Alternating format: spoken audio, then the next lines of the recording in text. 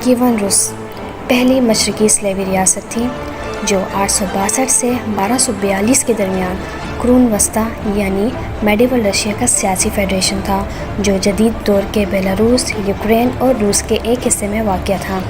بعد ازاں روس کے نام سے منسوخ کیا گیا، جو ایک اسکینڈینیوین عوام ہے۔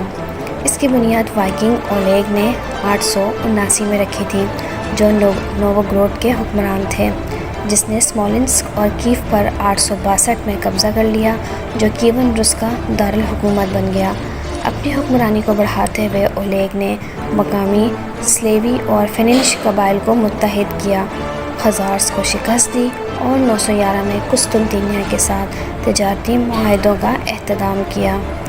کیون روس نے 10ویں اور 11ویں صدی میں ولادیمیر اول اور یاروسلیو کے دور میں عروج حاصل کیا، جو مشرقی یورپ کا اہم سیاسی اور ثقافتی مرکز بن گیا۔ 1094 میں یاروسلیو کی موت پر اس کے بیٹوں نے سلطنت کو متحرک دھڑوں میں تقسیم کر دیا۔ 13ویں صدی کی منگول فتح نے فیصلہ کن طور پر اس کی طاقت کا خاتمہ کر دیا۔